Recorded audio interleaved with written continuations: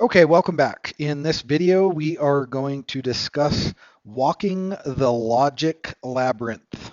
While an emotional trigger will help to stimulate buying behavior, when it comes time to justify the purchase, buyers often seek out logic. No one likes to feel that they've been taken on a deal, and so the end result that even if, the emotions have carried them away, they will always give a logical reason why they eventually bought the product. That's because people don't admit that it was an emotional response that instigated the buy. They'd rather admit there was a valid reason for the purchase. Knowing this, that a logical reason may be necessary for some to close a deal, then you want to provide that logical reason just as you would attempt to resolve an objection before it is raised. It doesn't mean that the reason has to really make any sense.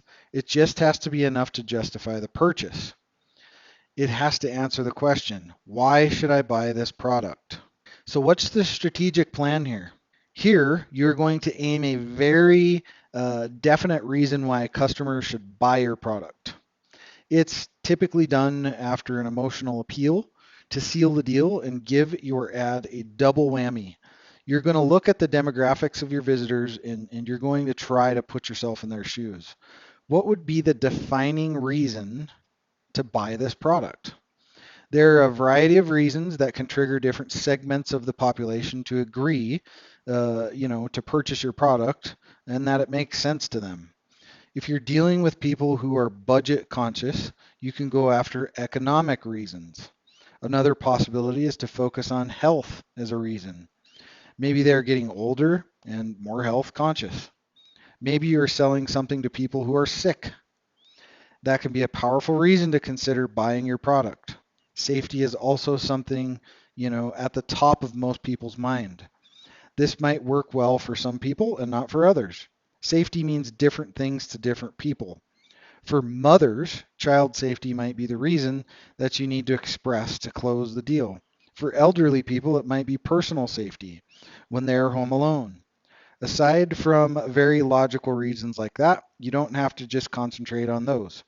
Sometimes some of the best reasons are status, especially if you are selling in a luxury market. In that case, the reason you give might be you deserve it. Is there any logic to that?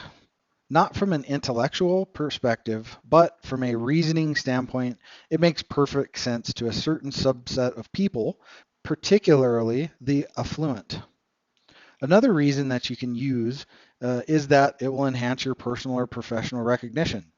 That can be a powerful reason for people who are dating or seeking some sort of career enhancement. Again, the reason you choose should fit the demographic of people you are marketing to.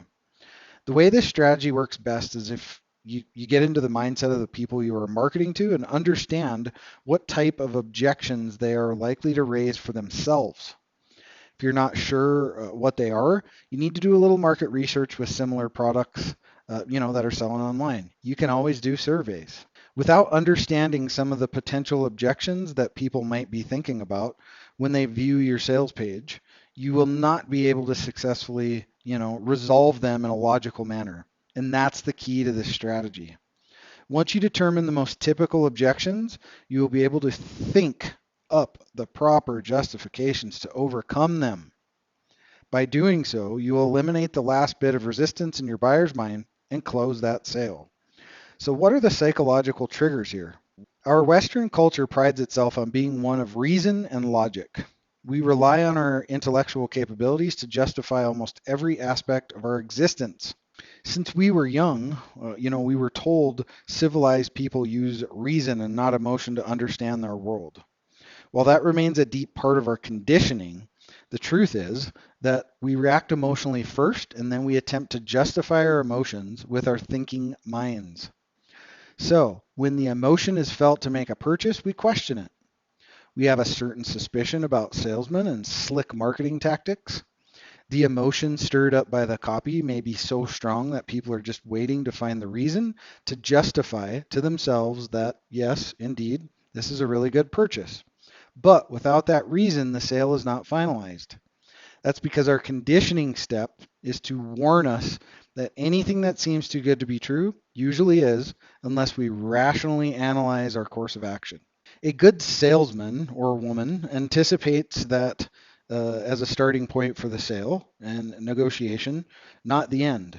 He or she understands the person who begins to create objections in their mind is actually considering buying the product, but the mental conditioning and inherent distrust built up about deals may be causing them to hesitate. The way they are taught to hesitate is to analyze a situation with their minds. So, those people that are raising objections are already half sold. Otherwise, they'd simply walk away and never engage in any thought process to defend themselves from a potentially making a poor decision. It's your job as a business owner to understand what objections are typically going to occur at this stage of the game and resolve them satisfactorily to reduce the resistance to your sale. So, how do you implement this effectively? One can get very creative in implementing this strategy because the mind has a way of creating excuses when it really wants something. Realize that the sale was probably already made on an emotional basis. All you are doing now is closing the sale by engaging the proper reason to assuage your culture conditioning. So even though you can go after reasons that make sense and go along with the product, there are plenty of reasons that don't exactly have to tie into the product, but offer some benefit and can be used to walk the logical labyrinth. For instance, say you are leasing vehicles. Well, you can talk all day long about the wonderful qualities of the vehicles and how leasing is such a flexible option. But the final reason that, may make the most sense from a business perspective may be the potential ability to write off the lease on the company's taxes, for instance. You may wonder, where did that come from? Well, if you understood the demographic that is buying your products most, you may discover that it is companies that are leasing vehicles so they don't have to buy their own and maintain them. Instead, they buy a lease and use them only when they are under warranty. Maybe they even have a specific brand that fits their needs best and are already sold on one specific model. So then you know that other companies who are in competition may not understand how they save by leasing a vehicle instead of buying. So that can be a powerful logical argument to overcome objections from new customers who've never thought about leasing before. In this scenario, the reason actually had very little to do with the product's features or quality. It had to do with a competitive edge and the ability to rationalize the purchase as a smart business expense. So that's how you can get extremely creative with this particular strategy. Don't just limit your reasons to things that tie into the product, but widen your net and cast it into the biggest possible incentives that make sense for your demographic. However, if you find that you need to go with standard reasons, there are always reasons available tied to any product. For instance, if you're selling clothing, you may want to iterate how practical it is, how it can be thrown in the washer, or even how, classic it is that you can mix and match in with different styles. Whatever you choose, it has to be something of interest to your demographic. If you're selling technology, you can focus on how it does a specific function better than other products, how it can improve your productivity, how it simplifies a particular task. These are all very logical reasons that appeal to that crowd. One thing to remember when implementing this strategy is that it's related to the price you set for your product. In other words, if you have a high priced item, you will have to justify it more than a less expensive product. The only time that may not be true is when you are marketing to an affluent demographic. Otherwise, you will always have to justify a more expensive product to someone, even if they are head over heels in love with it. Take, for instance, luxury cars. There's really nothing all that much different from the way one car operates over another. So they have to be sold on the features, and the reasoning they give is that even though it may have the same parts as another car, they are somehow better quality. It may be a car known for its smooth ride, or it may be known for its high safety record. Whatever the reason, it's really something that suggests the car outperforms other cars. After all, luxury cars are truly expensive. How would anyone be able to justify even buying one based on the fact that they need a car that took them from one place to another? Obviously, that strategy would not work. Instead, the logic has to include why it's so much better than other cars to justify the high cost. Despite this, it's almost certain that people who buy luxury cars are buying them based on the emotional impact. The feeling of specialness, the luxury of owning one, the way it associates them with a specific class of people is what really sells these cars. But if you were to ask anyone why they bought a luxury car, they would most likely opt to tell you it outperforms other cars because they have to justify the expense to you and to themselves too. The funny thing about the way to implement this strategy is that it can actually pay to put in technical reasons to sell a product.